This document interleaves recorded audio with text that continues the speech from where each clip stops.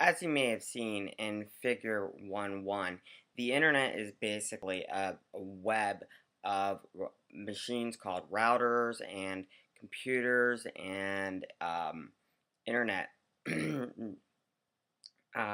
files going back and forth.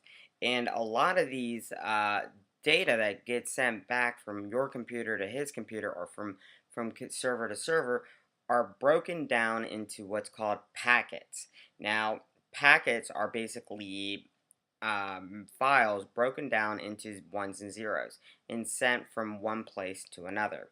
And because of packet switching, these packets are able to be sent from one location to another accurately and be put back together and get a complete image, such as the video you're actually watching right now on the internet. So, parts of the internet that make these kinds of things happen are things like not just the routers that make things go from one area to another correctly, but on our own computers, we have what's called an IP address. And that's a very important part of the infrastructure of the internet because every location, everybody, or anything that has an internet address has an IP address.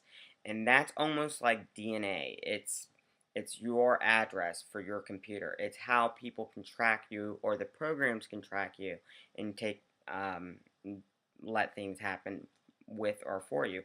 And coincidentally, that's how the government actually can track a lot of your activity in case of issues of crime or fraud or hacking and things like that. And those are very relevant issues that do affect the internet that we use.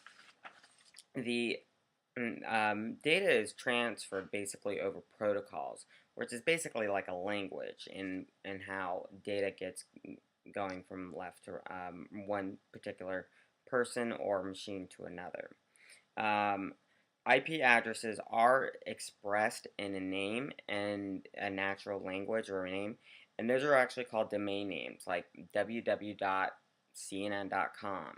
That actually has a numbered IP address, and it's almost like a alias to it. And so when we're talking about the infrastructure of the internet, when I'm what's considered a client, I'm using something, and the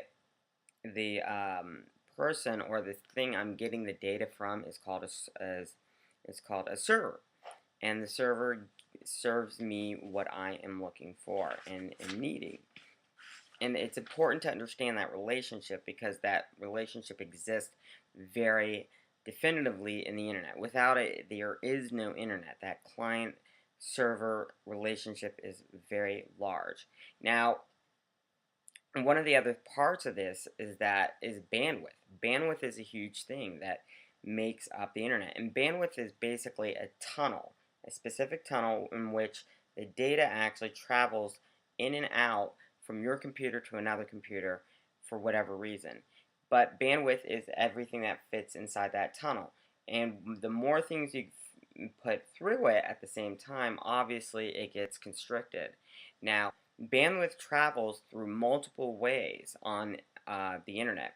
The best way, the fastest way, is through fiber optic cable, but it's not really common for people to have like fiber optic cable. What we have at home are multiple things like I'm sorry, the DSL, cable modem, a regular phone line, even maybe some T3s for really rich people. But these are the kind of things that our bandwidth is relatively normal. Obviously, the phone line is going to be the smallest bandwidth. The largest will be something like a cable modem.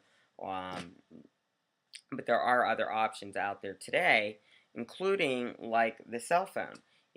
My iPhone can do tethering and have internet access on it, or I can actually have data cards that give me internet through cell phones. So now cell phones have actually or cell towers have become a part of the infrastructure of the internet, and just one layer of a lot of complicated layers. And these are all what makes up the bandwidth. And bandwidth is coming from specific companies, backbone internet providers like AT&T, Quest, and a few others, but those are big companies that have a lot of that to deliver. And they're the ones that provide basically the ability for us to be able to communicate via the internet.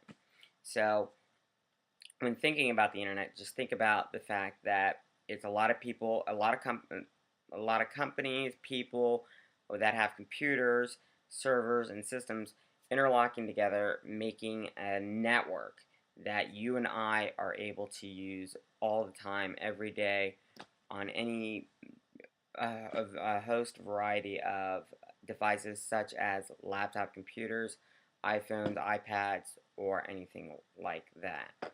And it's important to understand that relationship.